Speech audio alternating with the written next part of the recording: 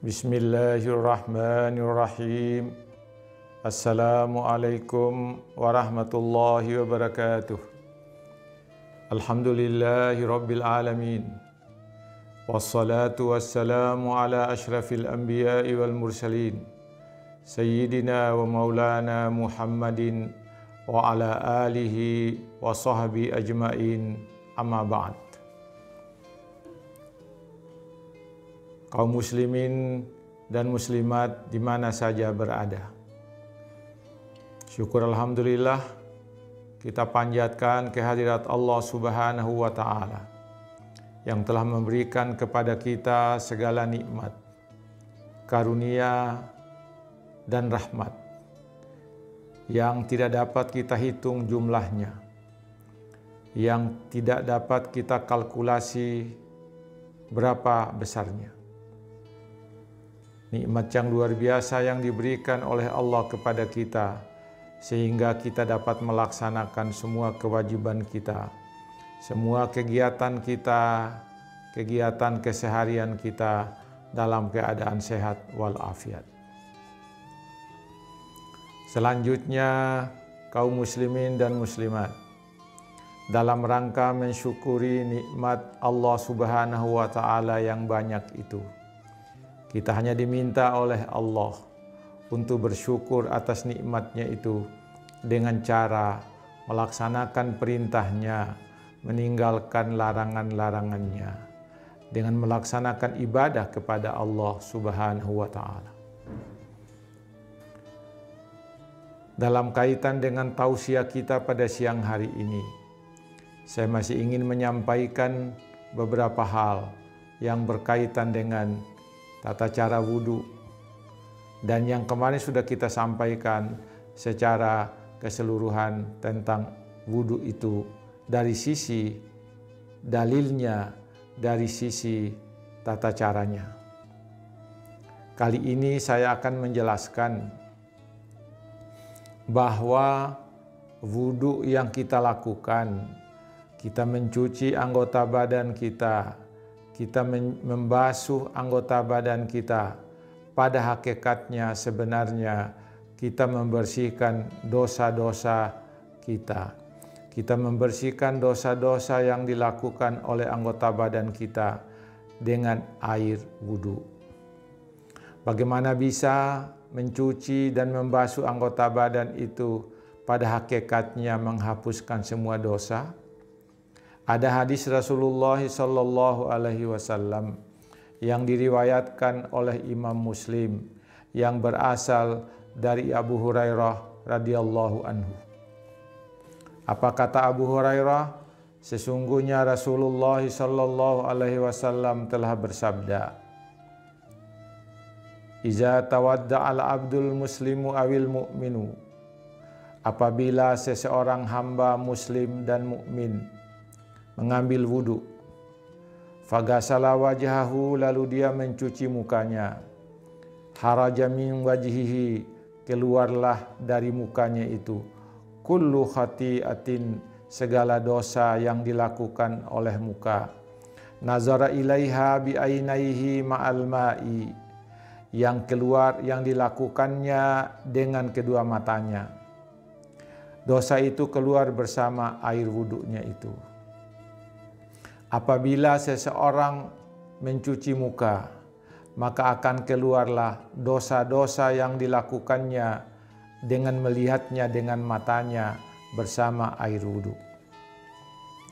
Kemudian faiza gasala yadaihi, apabila dia mencuci kedua tangannya, kharaja min yadaihi kullu khati'atin kana batashatha yadahu ma'al ma'i au ma'a akhiri qatril ma'i.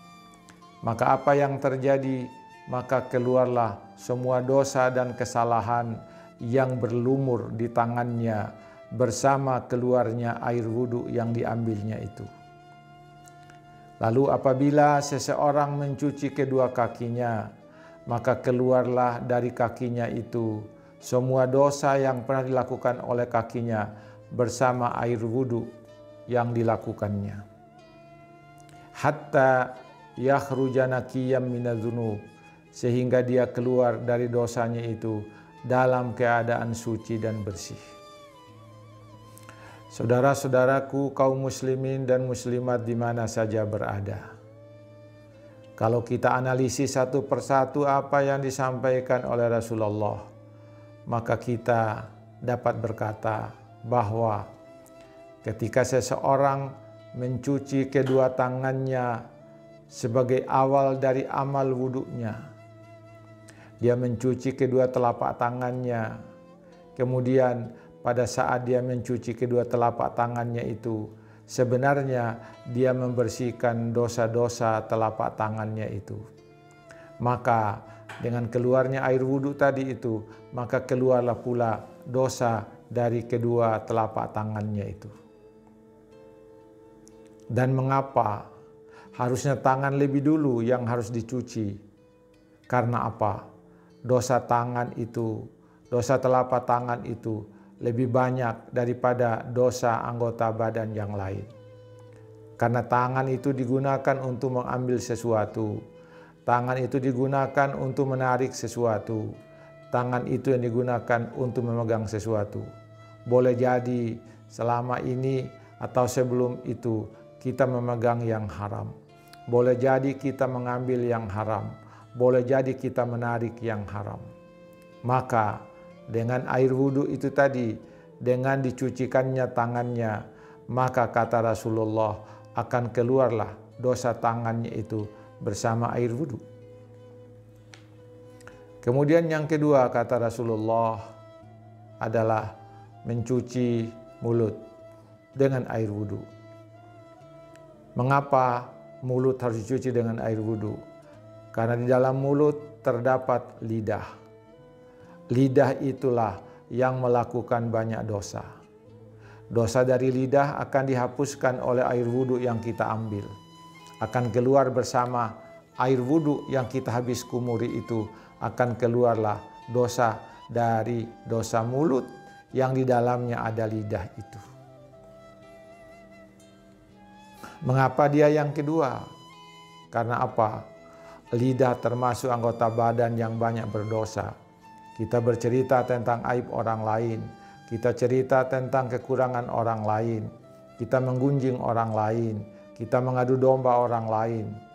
Insya Allah dengan berwudu, dosa lidah itu akan terhapus.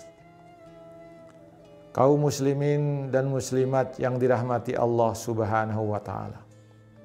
Di samping itu kata Rasulullah, wastansara, dia masukkan air ke dalam lubang hidungnya. Tujuannya apa? Adalah agar kotoran setan yang ada di dalam hidung itu akan keluar. Karena di hadis yang lain Rasulullah mengatakan bahwa setan itu akan bercokol dalam hidung seseorang. Dan karena itu ketika berwudu, maka hiruplah air itu. Kemudian dikeluarkan kembali air itu, agar setan keluar bersama air wudu. Hadirin kaum muslimin dan muslimat yang dirahmati Allah Subhanahu wa ta'ala. Kemudian yang ketiga adalah mencuci muka. Mengapa harus muka dicuci? Apa dosa muka? Kita lihat di muka ada mata, di muka ada pipi, pipi kanan dan pipi kiri. Kemudian ada mata kanan, ada mata kiri.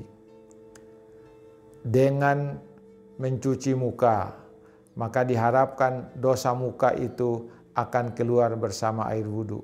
Bagaimana caranya muka berdosa? Mata kita akan melihat segala sesuatu, yang baik maupun yang tidak baik, yang halal maupun yang haram.